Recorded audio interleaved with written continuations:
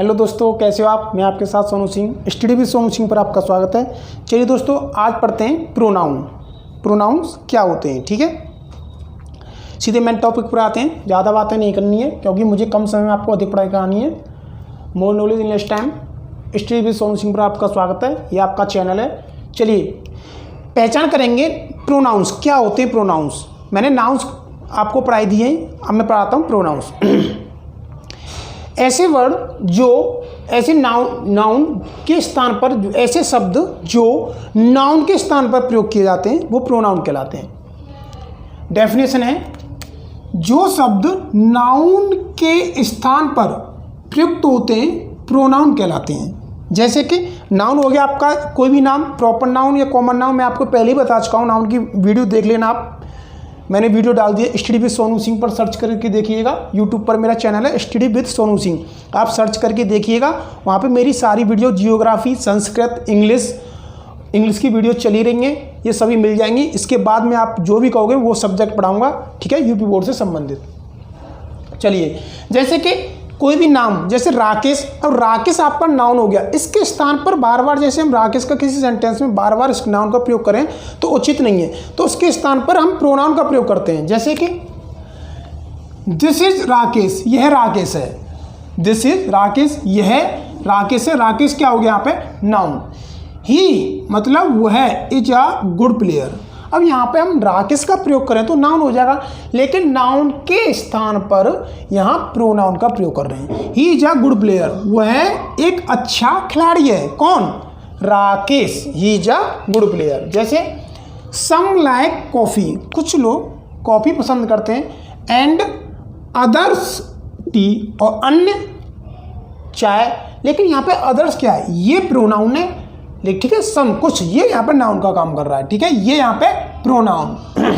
तो नाउन का बार बार प्रयोग करने से सेंटेंस का जो मीन्स है वो ठीक नहीं निकलता, इसलिए नाउन के स्थान पर जो शब्द नाउन के स्थान पर प्रयोग किए जाते हैं वो प्रोनाउन कहलाते हैं। चलिए प्रोनाउन के प्रकार जान लेते हैं। प्रोनाउन निम्न प्रकार के होते हैं। सबसे पहले पढ़ते हैं पर्सनल प्रोनाउन। कौन सा, पर्सनल प्रोनाउन।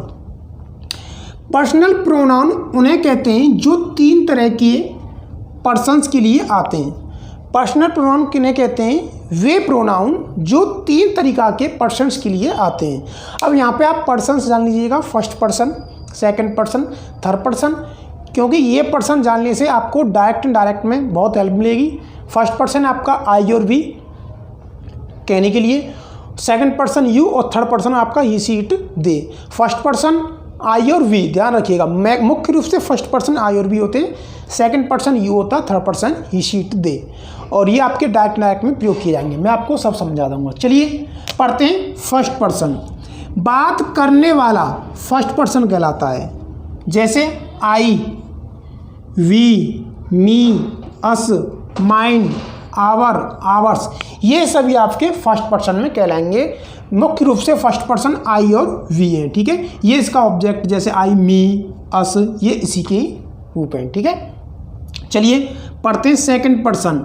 जिससे बात कही जाए, की जाए, वो सेकंड पर्सन होता है। जैसे यू, मैंने सिर्फ यू ही बताया था आपको सेकंड पर्सन, और इसका अपना अपनी की योर, योर्स, ये सभी सेकंड पर्सन में आएंगे। ठीक है, और मुख्य रूप से यू ही सेकंड पर्सन होता है। चलिए थर्ड पर्सन, जिनके विषय में बात की जाए, जिनके विषय में बात की जाए, जैसे he, she, it, him, they, them, her, their, इन सभी का प्रयोग मैंने सेंटेंसों में करा दिया है। फर्स्ट, सेकंड, थर्ड पर्सन का प्रयोग आप जाके वीडियो देख सकते हैं।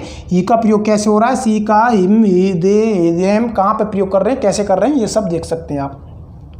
ठीक है, ये होते हैं आपका पर्सनल प्रोनाउन में तीन टाइप्स होते हैं, फर्स्ट पर्सन, सेकंड पर्सनल और थर्ड पर्सन। ठीक है, फर्स्ट पर्सन में आपके आई और वी आएंगे, सेकंड पर्सन में आपका यू आएगा, और थर्ड पर्सन में ही, सी, इट, दे। ठीक है, और ये आपके I, we, me, us, mine, our, ये सभी फर्स्ट पर्सन में। ठीक है, चलिए पढ़ते हैं दूसरा रिलेटिव प्रोनाउन। रिलेटिव प्रोनाउन, नाम ही संबंध हो रहा है कि रिलेटिव बोले तो संबंध।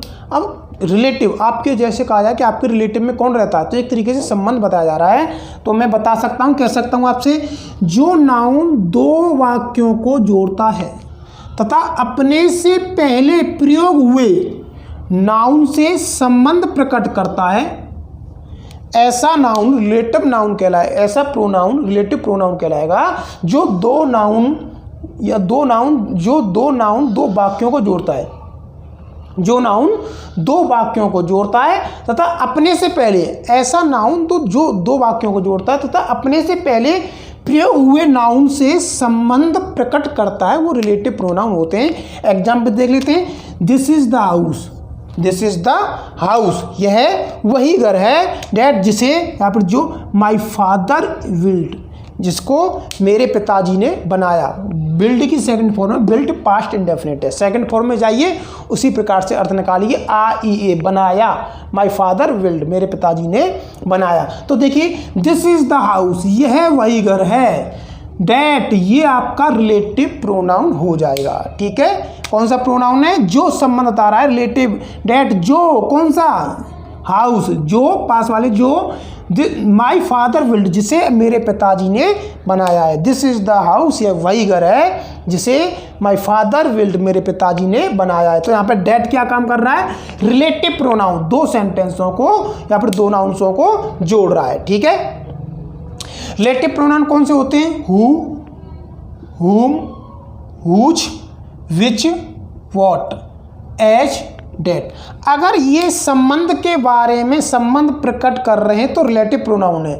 अगर क्वेश्चन पूछने के संबंध में प्रकट होंगे तो ये इंटरोगेटिव प्रोनाउन कहलाएंगे। उन्हें मैं अगली बार आगे बता रहा हूँ। जैसे नंबर 3 में पढ़ते हैं इंटरोगेटिव प्रोनाउन। रिलेटिव प्रोनाउन ये होते हैं who, whom, whose, which, what, जो संबंध प्रकट करेंगे, जो दो नाउंसों को जोड़ेंगे, जो दो वाक्यों को जोड़ेंगे, वहाँ पे संबंध दिखाएंगे, वो सभी रिलेटिव प्रोनाउन कहलाते हैं। चलिए इंटरोगेटिव प्रोनाउन, जो प्रोनाउन प्रश्न पूछने का कार्य करता है, ऐसा प्रोनाउन जो प्रश्न पूछने का कार्य करता है वो इंटरोगेटिव प्रोनाउन कहलाता है। उसे जैसे हु आर यू, तुम कौन हो, हु आर यू, तुम कौन हो, क्वेश्चन पूछा जा रहा है। What do you want, what माने डू, प्रेजेंट की बात है, डू और डज कहाँ प्रयोग किए जाते हैं, प्रेजेंट डेफिनेट में। यू वांट, चाहते हो, तुम क्या चाहते हो, तो तुमसे क्वेश्चन पूछा जा रहा है, तो ये सभी इंटरोगेटिव प्रोनाउन कहलाएंगे।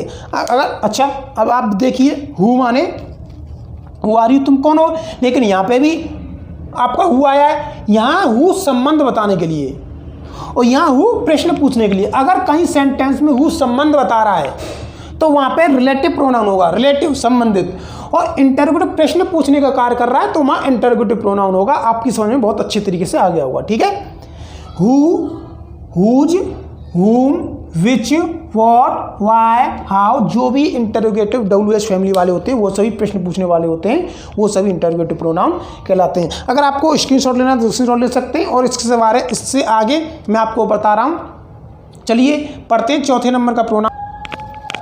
चलिए दोस्तों नंबर 4 पढ़ते हैं डेमोस्ट्रेटिव प्रोनाउन। डेमोस्ट्रेटिव प्रोनाउन, जो प्रोनाउन किसी नाउन की ओर संकेत करता है, मतलब ऐसा प्रोनाउन जो किसी नाउन की ओर संकेत करता है वो डेमोस्ट्रेटिव प्रोनाउन कहलाता है। जैसे कि दिस आपका डेमोस्ट्रेटिव प्रोनाउन है, डैट, दीज, दोज, ये सभी आपके डेमोस्ट्रेटिव प्रोनाउन के अंतर्गत आएंगे। जैसे दिस इज माई पेन, यह मेरा पेन है, तो दिस माने यह है किसकी ओर, जो प्रोनाउन किसी नाउन की ओर, पेन यहाँ पे क्या हो गया, noun, this is my pen, यह पेन मेरा है, नाउन की ओर, पेन की ओर संकेत कर रहा है कि यह पेन मेरा है। This is noun, this is my pen, यह पेन मेरा है, तो ये जो दिस है नाउन की ओर संकेत कर रहा है। डैट इज योर बुक, वह तुम्हारी किताब है। ठीक है, दूर के लिए डैट इज योर बुक, वह तुम्हारी किताब है, तो ये बुक क्या होगी यहाँ पे, नाउन, तो ये नाउन की ओर संकेत कर रहा है, डैट इज योर बुक, वह तुम्हारी किताब है। ठीक है, note, my, our, your, their, it, बोले तो जो भी सब्जेक्ट होते हैं उन सभी की जो अपनी की जो मीनिंग होती हैं वो सभी पसेसिव एडजेक्टिव होते हैं, पसेसिव एडजेक्टिव होते हैं। चलिए नंबर 5 पे पढ़ते हैं रिफ्लेक्सिव प्रोनाउन। कुछ प्रोनाउंस के बाद सेल्फ या सेल्फ लगाकर हम नया प्रोनाउन बनाते हैं। जैसे आई के साथ माई सेल्फ,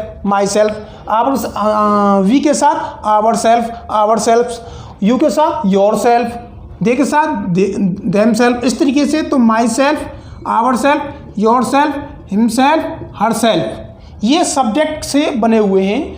कुछ प्रोनाउंस के बाद सेल्फ या सेल्फ लगाकर हम नया प्रोनाउन बनाते हैं। ऐसे प्रोनाउन जिनसे हम के बाद सेल्फ या सेल्फ लगाकर हम नया प्रोनाउन बनाते हैं, वो सभी रिफ्लेक्सिव प्रोनाउंस होते हैं। जैसे माई सेल्फ आपका रिफ्लेक्सिव है, ourself, yourself, himself, herself, their self, इस तरीके से। ठीक है, सब्जेक्ट से, ये सभी सब्जेक्टों से बनते हैं। It self, them self. Example, I hurt my self. I माने मैंने, हर्ट मिस होता है चोट पहुंचाई, माई सेल्फ में स्वयं को, मैंने स्वयं को चोट पहुंचाई। लेकिन यहाँ पे ध्यान रखिएगा, आई हर्ट माई सेल्फ, सब्जेक्ट के तुरंत बाद माई सेल्फ नहीं आया। यदि सब्जेक्ट के तुरंत बाद माई सेल्फ आता है, अगर ये सब्जेक्ट के तुरंत बाद कोई my self, yourself, himself, her self यदि सब्जेक्ट के तुरंत बाद आते हैं तो ये सब्जेक्ट पर प्रभाव डालते हैं, तो वहाँ पे ये रिफ्लेक्सिव प्रोनाउन नहीं होगा, वो आपका हो जाएगा दूसरा आपका एम्फेटिक प्रोनाउन। मैं अभी आपको समझाऊंगा, पहले यहाँ देखिए, आई हर्ट माई सेल्फ, मैंने चोट पहुँचाई, माई सेल्फ में स्वयं को, मैंने स्वयं को चोट पहुँचाई। द बॉय किल्ड हिमसेल्फ, लड़के ने अपने आप को, स्वयं को मारा। सेकंड फॉर्म पास्ट नेमडेट। ठीक है, चलिए नोट में समझ लीजिएगा, जब रिफ्लेक्सिव प्रोनाउन, ये सभी रिफ्लेक्सिव प्रोनाउन है, उस प्रोनाउन से सटा होता है, जब रिफ्लेक्सिव प्रोनाउन उस प्रोनाउन से सटा होता है जिससे वह बनता है। जैसे कि सब्जेक्ट आई से बना है, जैसे माई सेल्फ, यू, वी से बना है आवर सेल्फ, यू से योर सेल्फ, ही से हिम सेल्फ, और लड़की के लिए सी से हर सेल्फ। ठीक है, जब रिफ्लेक्सिव प्रोनाउन उस नाउन से सटा होता है, मतलब जुड़ा हुआ होता है, सटा होता है, जिससे वह बनता है, मतलब सब्जेक्ट की बात की जा रही है, अर्थात सब्जेक्ट को प्रभावित करता है। सब्जेक्ट को तो प्रभावित ही करेगा, तो उसे एम्फेटिक प्रोनाउन कहते हैं। जैसे आई माई सेल्फ, मैंने स्वयं, डिड इट, डू की सेकंड फॉर्म होती है डिड, पास्ट इंडेफिनिट सेंटेंस है, और दिस की जगह पे यहाँ पे इट का प्रयोग किया है। इसे, मैंने स्वयं इसे किया, मैंने स्वयं इसे किया, तो जहाँ सब्जेक्ट पर प्रेशर पड़ रहा है, प्रभाव पड़ रहा है, मैंने स्वयं इसे किया। ठीक है, I my self did it, she her self, उसने स्वयं, प्रिपेयर्ड, तैयार हुई, द फूड, खाना बनाने के लिए वह स्वयं तैयार हुई, तो सब्जेक्ट पर प्रभाव, कौन तैयार हुई, वो स्वयं तैयार हुई थी, तो सब्जेक्ट पर प्रभाव पड़ रहा है। ठीक है, तो ये सभी यदि सब्जेक्ट के तुरंत बाद myself, herself, our self,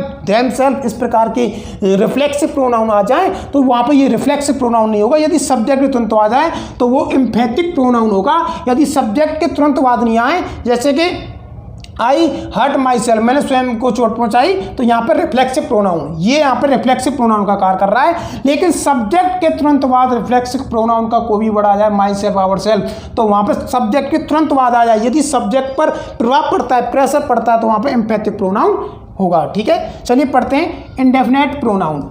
जब प्रोनाउन किसी निश्चित नाउन के बदले में न आकर, जब प्रोनाउन किसी निश्चित नाउन के बदले में न आकर अनिश्चित नाउन के लिए आता है, ऐसा प्रोनाउन जो किसी निश्चित नाउन के बदले में न आकर अनिश्चित नाउन के बदले में आता है, उसे इंडेफिनेट प्रोनाउन कहते हैं। जैसे कि some are born poet, all, much, little, one, some, none, few, many, any आदि, ये सभी आपके इंडेफिनिट प्रोनाउन हैं। अगर कहीं पे भी किसी वाक्य में ऑल, मच, लिटिल, वन, सम, नाउन, फ्यू, मैनी, एनी, ये सभी में से कोई भी एक दिख जाए तो समझ लीजिएगा वो इंडेफिनिट प्रोनाउन है।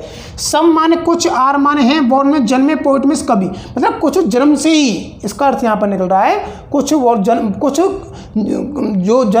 जन्म से ही बुद्धिमान होते हैं, यहाँ पे बुद्धिमान, पोइट का मतलब निकल रहा है बुद्धिमान, यहाँ पर कभी वो कुछ जन्म से ही कभी होते हैं, निश्चित बात है, जन्म से ही कभी होते हैं, सीधा निश्चित रूप से निश्चित नाउन के बदले में ना आकर अनिश्चित नाउन के रूप बदले में आ रहा है कि सम आर बॉर्न, कुछ जन्म ही पोएट के रूप में ही जन्म लेते हैं, कभी के रूप में लेते हैं। कहते हैं ना कि कुछ लोग जन्म से ही बुद्धिमान होते हैं, वो अनिश्चित बात है, अनिश्चित रूप में आ रहा है, निश्चित रूप में नहीं आ रहा है। ठीक है, हमने कैसे डिसाइड कर दिया कि कुछ लोग जन्म से ही बुद्धिमान होते हैं, तो इस तरीके से ये अनिश्चित रूप में आ रहा है। किसी नाउन, जब किसी निश्चित नाउन के बदले में ना आकर कोई प्रोनाउन अनिश्चित नाउन के लिए आता है तो वहाँ पे इनडेफिनिट प्रोनाउन होता है। सम आर बॉर्न पोएट, वो कुछ जन्म से ही कभी होते हैं, यहाँ पर कुछ जन्म से ही बुद्धिमान होते हैं, यहाँ पर कुछ जन्म से कुछ ने जन्म कभी के लिए जन्म लिया है। ठीक है, सम आर बॉर्न जन्म है कभी के लिए। ठीक है, चलिए डिस्ट्रीब्यूटिव प्रोनाउन, यह है प्रोनाउन वाक्य में प्रयोग हुए व्यक्तियों अथवा वस्तुओं में, ऐसे प्रोनाउन जो किसी वाक्य में प्रयोग हुए व्यक्तियों या वस्तुओं में से प्रत्येक का बोध कराता है। डिस्ट्रीब्यूटिव प्रोनाउन में क्या होता है कि अगर किसी वाक्य में प्रयोग हुए व्यक्ति या वस्तु, चाहे दो व्यक्ति हों, चाहे तीन व्यक्ति हों या वस्तु हों, उनमें से प्रत्येक का बोध कराता है, वहाँ डिस्ट्रीब्यूटिव प्रोनाउन होता है। जैसे कि ईच ऑफ द गर्ल, प्रत्येक लड़की गॉड ने प्राप्त किया, और रिवार्ड मतलब एक इनाम, रिवार्ड। ठीक है, अवार्ड। ठीक है, प्रत्येक